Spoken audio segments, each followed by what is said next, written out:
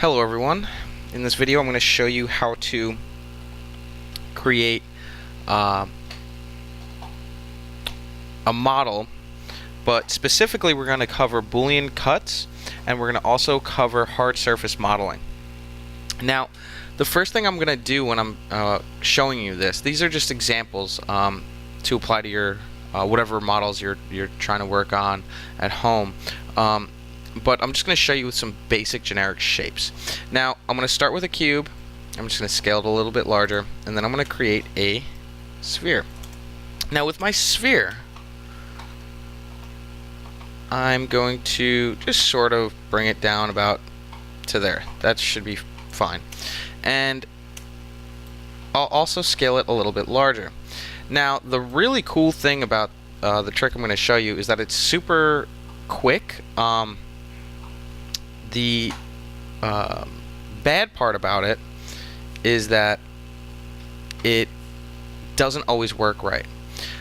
In this particular instance it should work fine, but if you have a really complicated model with a high poly count perhaps, this can really sort of mess with your geometry quite a bit.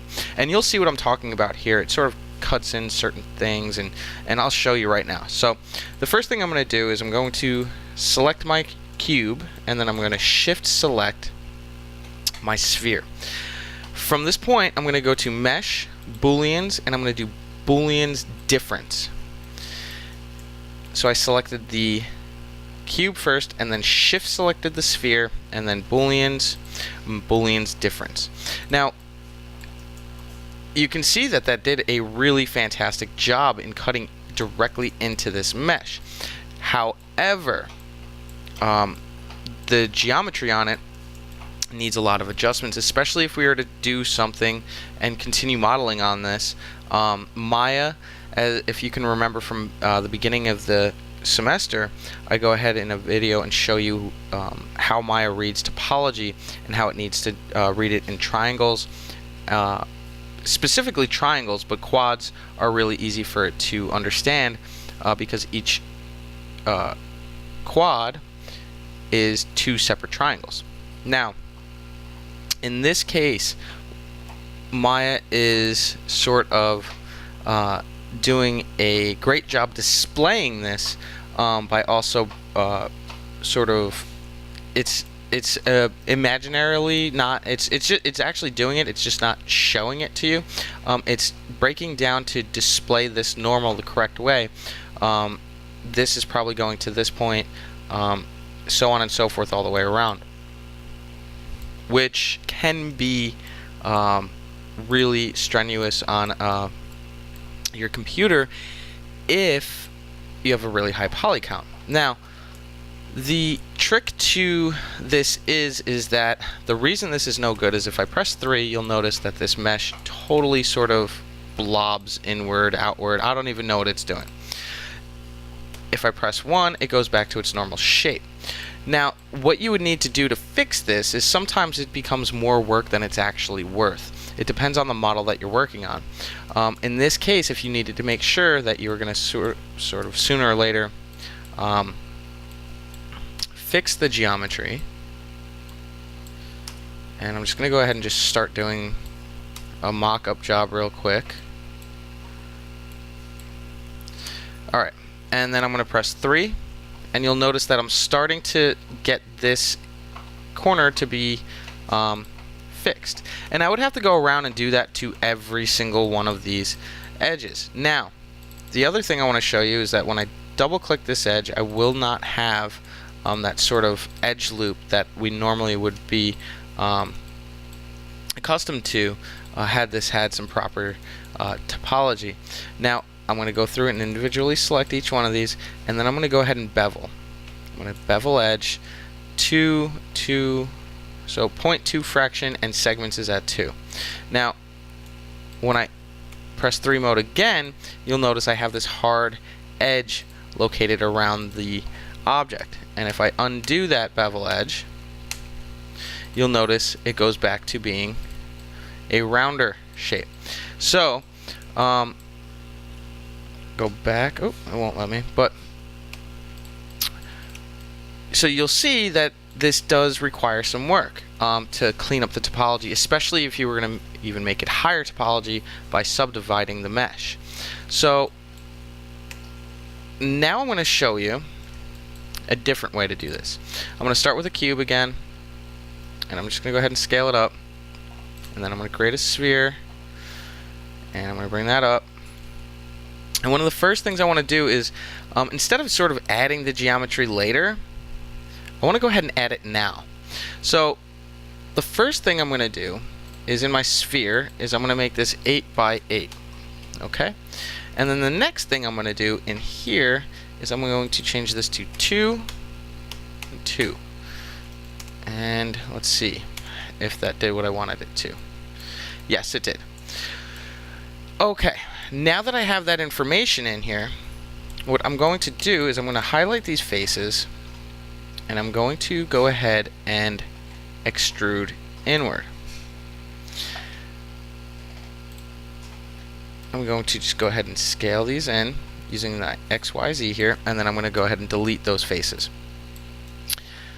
On my sphere, I'm going to press Shift-I to isolate, and I'm going to go to my face and select that edge loop, and then just select that, and I'm just deleting the top half of it. Now you'll notice that my normals are reversed. So we're going to go into our mesh display, and we're going to reverse. And now we have it the way we would like. Now another thing I can show you is, this has already been covered, but just as a reminder, if I hold Shift and hold right click, I can go to Soften Harden Edges and then Soften Edge. And now it starts to get that softer look to it. So I also, one last thing, I like to turn on my wireframe on shaded. This allows me to easily see the geometry when I'm deselected from the object. And from this point, now I'm going to go ahead and start to combine and merge some of these vertices. Now you may be saying this is a little bit more work than this one. When creating a model that has a high poly count, and you're trying to cut this into not just a flat surface but a whole bunch of pre-existing polys in there, I find it much easier to do it this way personally than doing it this way when I need to clean up the topology, because it just sort of, if I clean up the topology afterwards, I find that I have a higher chance to have improper topology, and it starts to sort of affect my model in ways that I don't want it to, especially if I were to go ahead and subdivide. And I'm going to show you what I mean by that right now, in just a few moments actually. So now that I came to this point, I'm going to go to my vertex, and I'm simply going to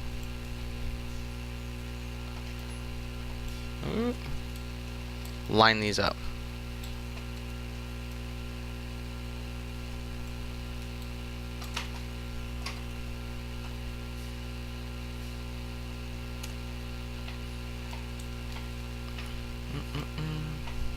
I don't want it to slide, I just want it to merge.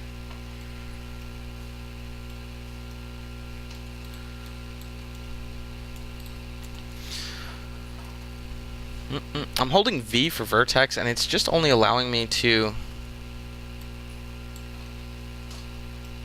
slide it, which I'm not really liking.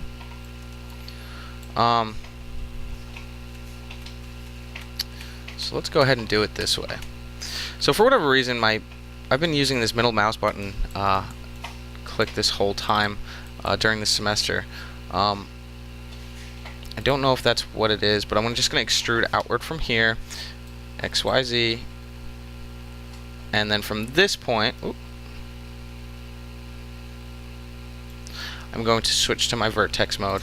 And instead of just sort of trying to snap all my verts together, I'm going to create that extra topology here, and I'm going to go merge vertices and merge to center. And I'm going to do that for each one. And now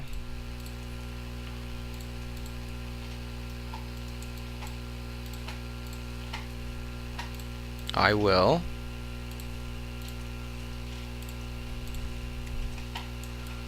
have my topology lined up properly. So the one thing may not have worked because I didn't combine the objects. The one thing, I'm going to combine both these objects, and now I probably have to merge these again. So just in case, excuse me. Okay, so that took a step or two longer than I had originally planned, but now that I have it, if I want to, I can delete that edge, and I'll still have all of this, and it's all still in quads. So this is a quad, this is a quad, so on and so forth all the way around. Now, the difference is when I press 3, you'll notice it retains that shape, whereas in this one, it does not. Okay, so one of the questions you may be asking is, this has so much more topology. Of course, there's more room for error. Had we maybe brought it down to sort of this octagon sphere size and topology, it may have been easier to work with. And good chance, yes, it probably would have been. However, I'm showing this lab primarily for working on not just a sphere cutting into a cube, but it could be some type of any type of model you're working on where you have to sort of hollow out maybe a sphere, cylinder, so on and so forth. It could be anything that you need to sort of replicate using this same style of technique. Boolean cuts have a high tendency to crash, especially when the topology is high, or if it's really complicated topology to cut into, so keep that in mind. And also, this keeps everything much cleaner in the long run as far as your topology goes.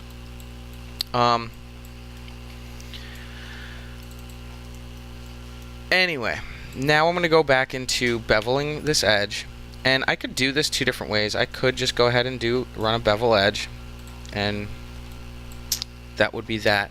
Another thing you can always do is, if for whatever reason your bevel edge may not be working right, here's another trick. Just perhaps maybe your Boolean cut tool isn't working right. You can sort of, I'm holding control when I do that, and cut in sort of your own little bevel. And I was just holding control using the multi-cut tool there. And also,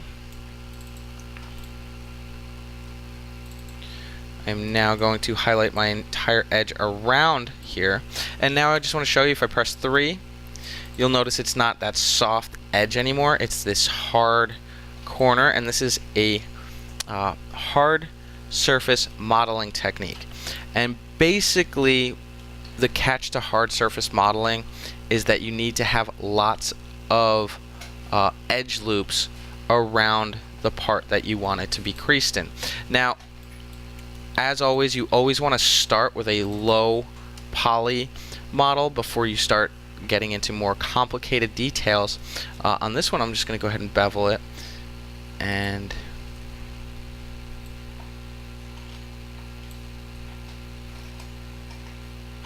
let's go 0.1 or 0.05, and then let's do segments 2, which is fine. And then I want to show you one more time. I'm going to press 3, and you'll notice I'm starting to get some of that hard surface edging around. Whereas again, this one I would have to go back and clean up, but this one's a much easier model to work with. Now, other things to keep in mind is trying to keep these corners as hard poly surfaces. By creating a bevel edge here, you distort the shape of your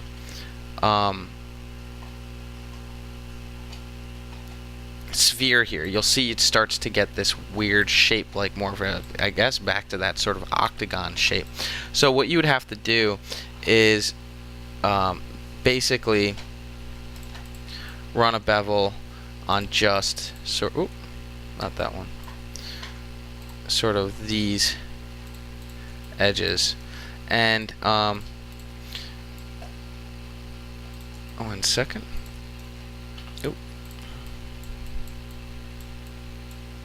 Okay, I think I got all the ones I wanted, and I'll just go ahead and run a bevel there. The one thing I don't like about it is I get this strange little cut in here, which I don't like. But you could go ahead and clean it up by going,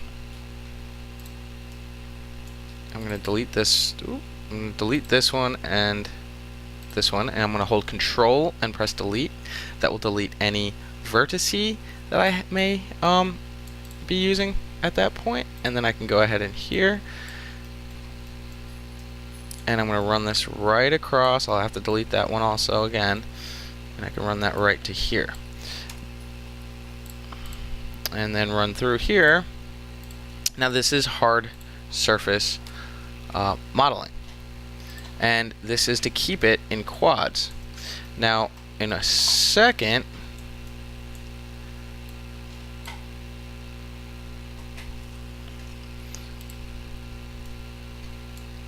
I will show you how to smooth it. I've shown you how to smooth before, but again, this is typically what you do when you run hard surface modeling to your meshes. And you'll see now I'm still retaining my quads. I'm adding an extra edge, and before I do this one, I'll go ahead and delete these if I haven't already. Nope. And we'll be done here in just a second, and I'm just running a quick little cleanup. Now you don't have to do this for this one. I'm simply just wanted to show you, if you are going to be doing some serious hard surface modeling, how to do it properly. Really, there's no wrong way to do it as long as your topology turns out okay, and your software doesn't crash and it doesn't affect anything else, for the most part. But you'll notice here I've now cleaned up all the topology. It's actually in a scenario of this stature versus this one.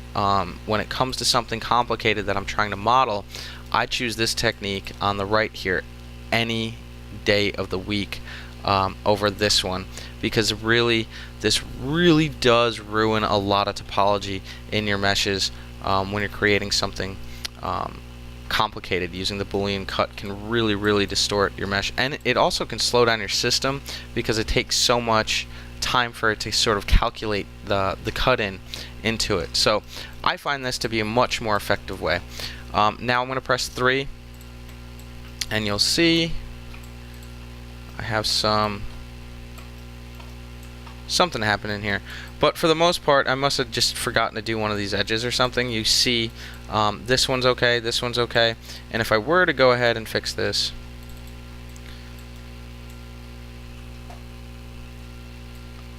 let's see what it is. I would delete that, and I'm going to try and test it one more time. And then on this one,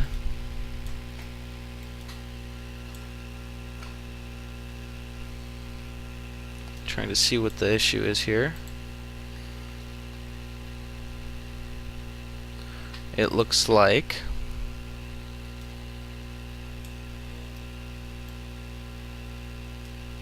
I don't know. It's in here somewhere. There's probably a double edge or something. Okay, one more second. It's hard to use this technique here.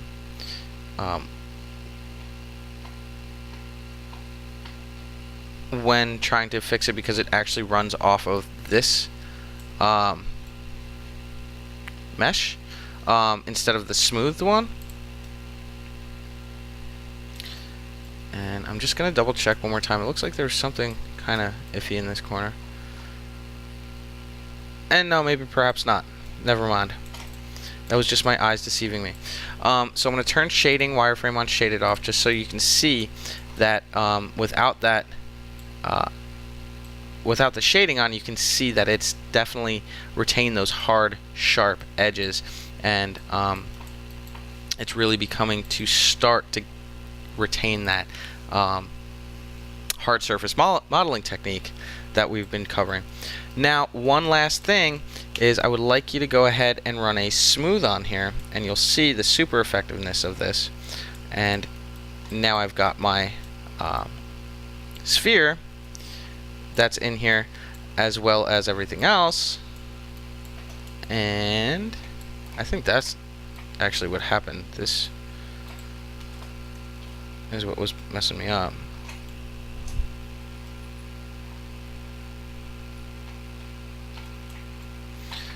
Anyway, something like that.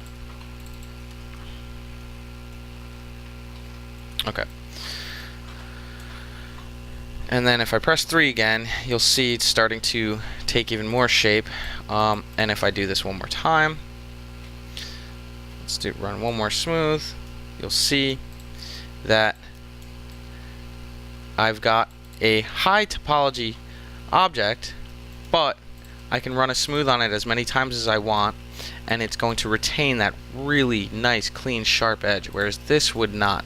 In fact, if I were to try to run a smooth on this right now, there's a good, strong chance it would crash my computer, or not my computer, the software. A really strong chance it would crash the software.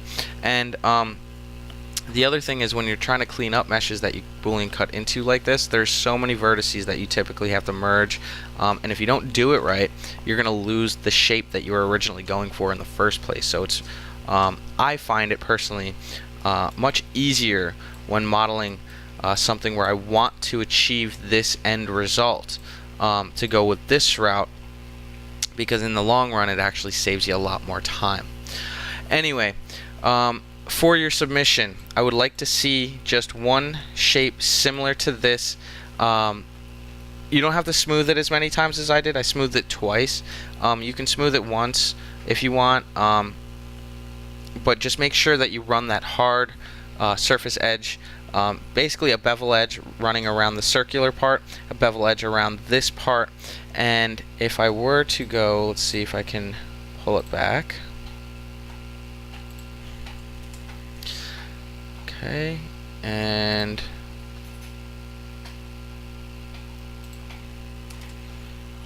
this is actually, if you press 3 here, this is a totally fine submission.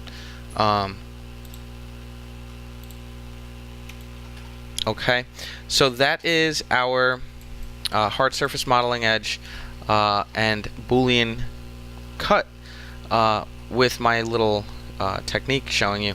But I want you to submit this one. I want you to actually submit both of them to show me that you've worked on both of them. You don't have to go ahead and clean this up. I just want to see that you've Boolean cut it into an object, and then I also want you to show me that you did it. You could classify it as the long way, but to be perfectly honest, if you're working on a complicated model like this, you're saving a whole bunch of time doing it this way. Anyway, thanks for watching, and be looking forward to doing another video for you, and take care. Thanks again.